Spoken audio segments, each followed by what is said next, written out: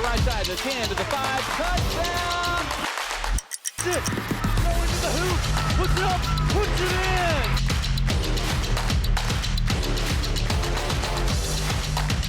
A fantastic play.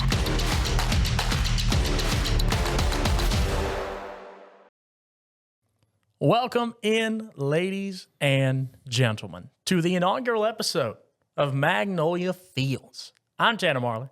He's Cody Blaszszak. And this is going to be your one-stop shop for everything Mississippi high school athletics, especially in the Max Out Sports Network coverage area. 70-something schools, a lot of football, well, a lot of sports, I should say, coming our way. I mean, yeah, first episode, it's always fun to start new things, and the coverage area, I mean, my Lord, it's a lot. Gosh. We got a lot of stuff to talk about in the coming year. I always say we are right here nestled in the hotbed of high school sports in Mississippi. Nobody does it better than the people and the schools and the wonderful programs in this area. And now look, we've got this beautiful studio and this beautiful set and these two beautiful faces and these silky smooth voices to talk about all of it. We're going to get into, in just a moment, our football season previews. We're going to be previewing all 70-plus schools in our coverage area for this season. We don't just stop with football either, Cody. We're bringing basketball. We're going to bring baseball in. Not only that, we're not just going to talk high school. We're going to talk Mississippi State. We're going to talk Ole Miss. We have got a whole breadth of shows. Do we really want to talk Ole Miss, though? We don't. No, we don't. But there will be some Ole Miss coverage. Let's clear that up. Yeah, Brad Logan and Frank Dawes will be doing a fantastic job talking all things Rebs. You're going to be here with me and Cody, though, for all things high school and all things Mississippi State. And you talked about the beautiful set that we get. Beautiful logo, too. Beautiful logo. It's incredible. It's beautiful. On top of the fact, if you missed the intro, go back and rewatch it. Exactly. It's killer. That's the thing. This is going to be on every audio platform. You're going to be able to watch this actual broadcast live. Not live, but at least like you're here, like you're in a third chair with us online. It's going to be great. Yeah, we've got a lot of fun coming our way, a lot of sports, a lot of, maybe not a lot, but a little bit of goofing around, having a good time. A lot. There's big cup of pins. Yeah, there's a big cup of pins. I need to put in a graphic count of how many pins we're going to throw at each other this season. We need to do that. We definitely need to do that. Could be a lot, could be little. Yeah, a little bit about us. We've been doing this together for, Too long. 3-4 years now? It's been a while. This is the first time someone has had the guts to stick cameras in front of us, though. And that is impressive. Hats off to you guys in the studio for that. Yeah, that's a big step. Big step, and yeah, we'll see how it goes. We'll see. We'll see if we have a job next week. We'll find out. But nonetheless, let's go ahead and dive in because we have got so many schools to talk about. Let's hop into 1A. We're going to start off first of the season, first of the show's history. Ashland Middle High School. I've got them at 4-7 on the year. Didn't have a great year last year. They lost by, I think, 52 to Walnut at the start of last season. And the reason I've got that one circled as a big game for them to open the season on August 30th is I think they can use that as kind of a barometer for how their season could go. If they can make that game closer, cut that down to 20, cut that down to 15. I think you can go into that next week on into your non-division slate, carry some momentum into your divisional slate, knowing, hey, we are better than last year. We can make a push. Yeah. Another thing to recognize about some of these 1A schools, too, is you get your region games that are against other 1A schools, but those non-region games a lot of times are against higher competition, which is why you're going to see some of these rough records. Just because they're not great records doesn't mean they're bad teams. It just they're playing up. They're playing up. They have to. They really don't have a choice. Yeah, you can schedule some other 1A schools that aren't in your region. You might see them again in the playoffs too, but a lot of times they'll stick to their area and schedule some of those games, and it just becomes tough, which is why, 4-7 isn't a great record, but 3-8 last year got them to the playoffs. Exactly. So it just depends. And fun fact, too, they actually travel out of state this season for a midseason matchup in Tennessee against a school called Middleton. Yeah, Middleton. And Middleton, not a great program. I'm from Corinth, which is pretty close to Middleton. Not a great program. Usually some folks will schedule them for an easy win. And we'll talk a little bit about somebody who didn't schedule them again this year later on in this same episode. But, yeah, I think Ashland, 4-7 is a good prediction for them this year. If they can break that and, find 5 wins, excellent. We'll see where it goes. Just tough situation as 1A school. Absolutely. Moving on to Coffeyville. And I want to address the camera on this one to act like I'm talking to coaches if you're watching this. Coffeyville only has 7 games listed on their max preps and on SB Live. And most of the time, teams play 10 before getting to the postseason. We can only talk about these 7 games. So that's for that reason, we've got them predicted 2-5. Did not have a great year last year. I don't really have any big games for them this year because, again, the schedule's not really complete. Yeah, this is a school that went 0-9 last year. This is a school that lost every game by double digits. So a tough go last season, and you want to come. You can't get much worse than that. Let's put it that way. So you come back, new season. You have an opportunity to improve, and that's what they need to do. Yeah, I think they've got a little bit easier non-divisional schedule this year as well. So take what you can get. Try and get some wins in the win column. Yeah, take what you can get. On into Ethel. First team of the episode we've got picked above 500. I've got them at 8-2. They have got a big game on October the 25th, which is going to be a theme throughout these next couple weeks. That 18 to 25 window is insane. But they've got a big game against Nanih Waiya, who I think is almost just right on the cusp of being all the way back in 1A football. But if Ethel can pull that one out, there's no telling how deep they can go unless they run into a buzzsaw in the playoffs. The thing is, last year they get into the first round and they lost to Lumberton 33-0. Got skunked. Yeah, getting shut out is tough. They had a really solid regular season last year. It's just that's not getting into the playoffs. Great. Not competing in the playoffs is an issue, and that's essentially what happened. When you get shut out, it just can't happen. You got to do something. Yeah, you got to find a way to at least make that first round matchup competitive. On into Faulkner, somebody who is always competitive at this level. I've got them at 9-1. They've got a big non-divisional game as they jump up on September the 13th and will play Alcorn Central. I think that's a very winnable game for Faulkner. And jumping up 2 levels, essentially. Alcorn Central, obviously, being a 3A. Last year, they ran into Smithville in round 1, and a lot of that speed from Smithville kind of bested them. If they can either, A, avoid Smithville in round 1 this year, or manage to beat them, control the clock, control time of possession, limit the big plays, Faulkner could make a pretty good run again this year. Yeah, and some of these schools that we see that lost in that first round they're almost there. They just need a little bit more help to get there. So it becomes tough. And, yeah, like you said, you avoid Smithville, that's a good thing. But if you get Smithville back, just a little bit more might get you over the hump and put you into that next round. And, hey, one win can do a lot for a team. Yeah, that can really galvanize your squad. So it really depends on what the mindset is going into that game. And you make it to the playoffs, especially with a 8-3 record like you did last year, or technically 8-2 in the regular season. You've got a good team. You don't win 8 games by luck. No, you don't luck into an 8-win season. You've got a good football team. You just got to be able to put all the pieces together when it really matters in that third season, the third season within the season. Obviously, we talk about you've got your non-divisional slate, your divisional slate, and then the postseason. 3 seasons within one high school football season. On into McAdams. Now, McAdams did not have a good year last year. They went 1-9. I've got them going 1-9 again this year because they have not yet shown me that they're going to be that 10% better.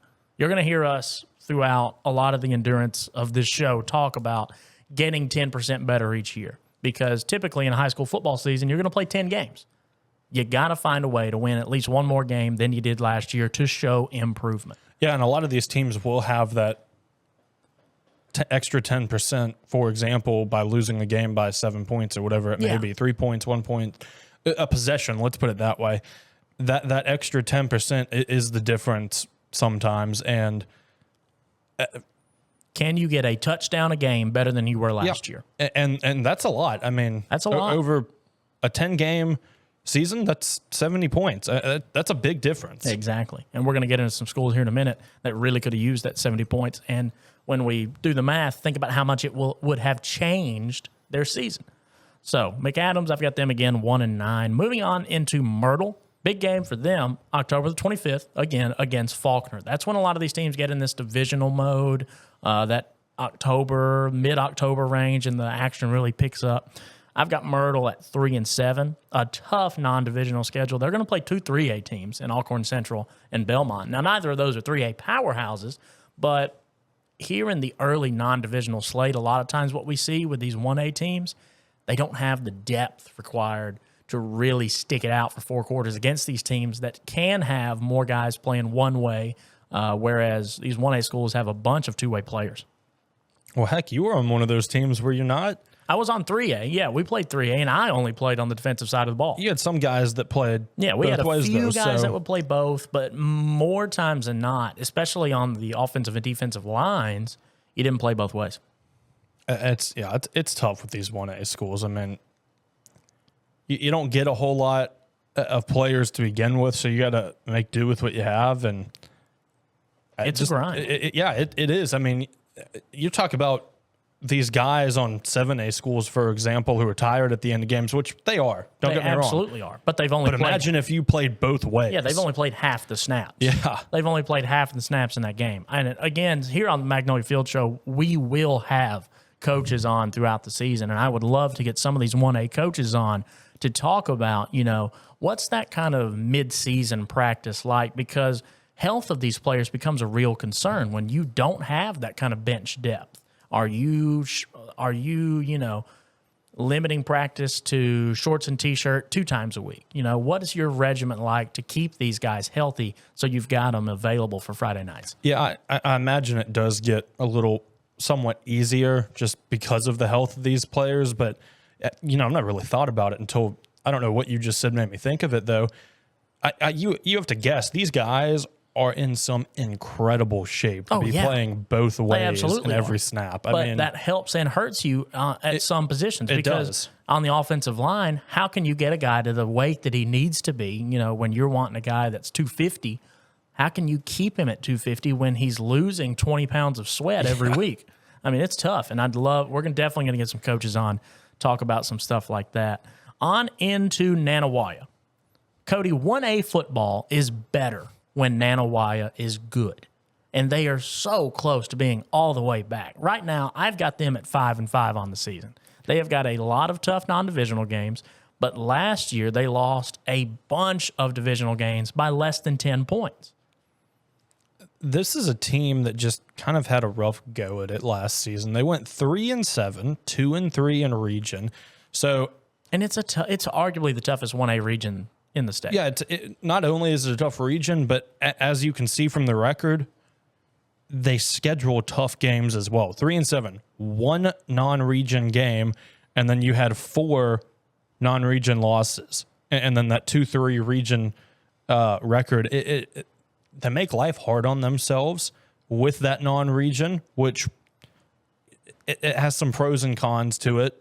Probably helps you get better, but record doesn't look great at the end of the season. But like you said, they're getting there. You think they'll make that push to 2 extra wins this season to put them at 5-5, where they were 3-7 last year. So maybe they make it to the playoffs or weren't able to get there last year. So 5-5, depending on that region schedule, might push them into that first round. Yeah, and again, that is a program with such rich tradition. I'm always excited to see Nanih Waiya play. Their big game against Noxapater for me going to be played on October the 10th. Hoping personally that Nanih Waiya is back this year, because 1A football is just more fun when they are. It just is. If it's not this year, it feels like they're trending in the right direction. So I'm not going to say they're back this year, but like you said, feels like they're going that way. maybe the year after you start looking at 7 wins, 6 Yeah. or 7, and then you can really start talking about they're getting back. They absolutely are. On into Potts Camp. They've got a big game this year, and you're going to hear me say this team's name a lot as this episode progresses. October the 4th against Biggersville, last year's 1A state champions. And we cannot overstate how much of a buzzsaw Biggersville was in 1A last year. I mean, it was impressive. Yeah, they're a team that just they did what they do, and they were impressive. I mean, just all across the board, it was tough to beat them. And you look at we were on Potts Camp real quick, going back to it. They were 8-5 last year, so a good team. They lost in that second round to West Lowens, but even if you get through that second round, like you said, Biggersville, that's not an easy game. Not at all. I mean, so there are some powerhouses throughout conferences that are beatable and some that just aren't beatable. And we'll talk about some of those schools down the road. Just for the sake of it, Louisville happens to be one of those that it isn't just a powerhouse in 4A, but is a powerhouse in the entire state. And for 1A, it happens to be Biggersville. And sometimes you can throw everything you got at them. Sometimes there's a team that's just better. Yeah, sometimes there's teams that catch the kitchen sink and throw it back at you. That's Biggersville. Potts Camp, though, going to be a good football team. I think I've got them at 7-5 this year. Not a bad team. Going to make for a good 1A showing, but unfortunately, I think they run into that buzzsaw again. Yeah, they're another. They'll I would guess make the playoffs. It's just how far do they get in the playoffs, and depending on how far they get, when do they face Biggersville? Absolutely. Talking about the former buzzsaw of 1A next in Smithville. For a lot of years, Biggersville was right on the cusp of being that team until they ran into Smithville in the playoffs. Smithville, you look at their record from last season, not pretty, but managed to win a playoff game. You know, they're one of those 1A teams that schedules way above their weight in that non-divisional slate. So the record usually doesn't look pretty, but when division rolls around and then when postseason rolls around, you're playing a battle-tested team. Yeah, like you said, not pretty last year, 3-9. However, that record does not matter if you make it to the playoffs, which they did. They won their first round matchup, couldn't handle Baldwin in the second round, but I mean, there's a team that we went over, I can't remember it off the top of my head, but had a 7-3 season, didn't make the playoffs. I'll take 3-9 if I'm making the playoffs. Yeah, I mean, that's what matters. Yeah, I think that was Scott Central up in 3-4, yeah, which we'll talk about in a later episode, obviously. But like you said, that third season is the one that matters. Really, the last two. Yeah, just you have to do enough to get into the playoffs, but I don't care if I lose all my non-region games if I make the playoffs and have an opportunity to make a run. And if that's the philosophy Smithville uses, I'm on board with it. Hey, by all means. They're always going to have speed around the edges. They're always going to have great athletes over at Smithville. Yeah, I think they are gearing up for what could be another playoff push, but we'll see. On into the local boys. Obviously, the Max South Sports Network studio right here in beautiful Stark Vegas, Starkville Academy. I've got them at 8-2 this year. They do not play a lot of good football teams, and that really kind of group doesn't play a lot of good football, period. But they're good at playing bad football. Starkville Academy is. I'm not sure if that's bad or is it mediocre. Maybe right in between that bad. They and are mediocre. very good at private school football. And I know what bad private school football is. That you do. They are good at private school football. I've got them at 8-2 this year. I think they're going to make another pretty good run at it.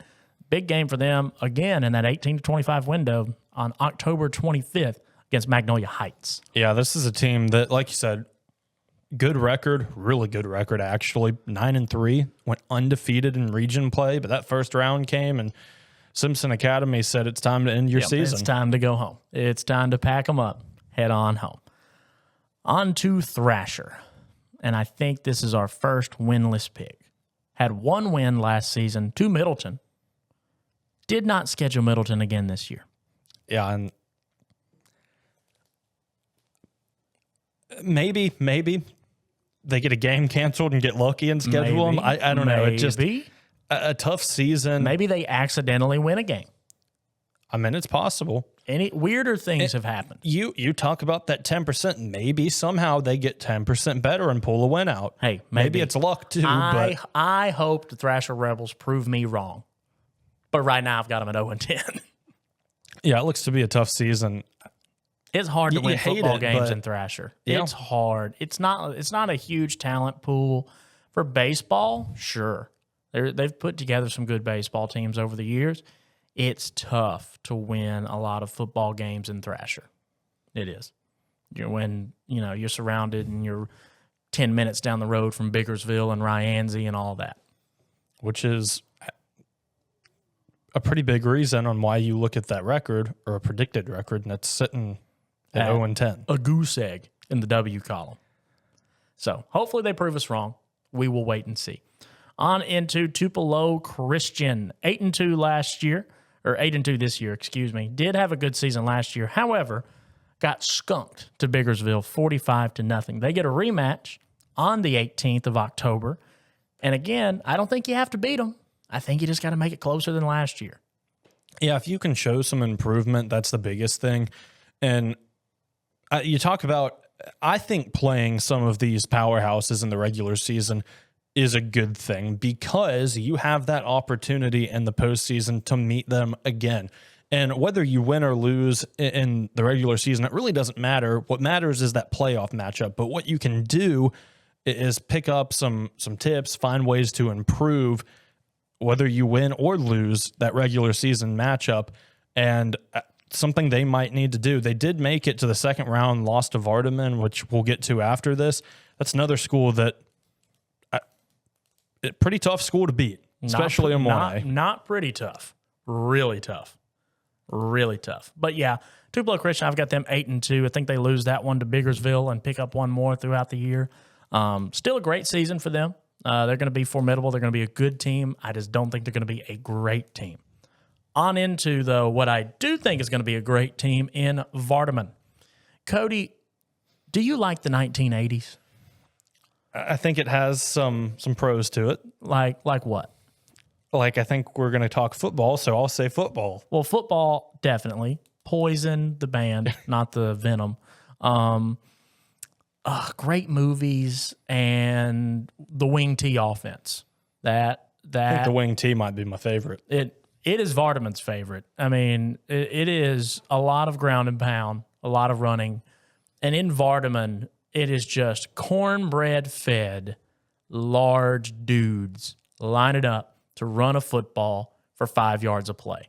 And if you get 5 yards on every play, Cody, usually you win football games. That is the case. And, hey, it did it for him last year. It did it for him last year. For that reason, I've got them. It didn't do enough. They ran into the Biggersville buzzsaw. Yeah, you look at Vardaman, who had a perfect regular season. I think they have a perfect one again this year. They made it to the fourth round.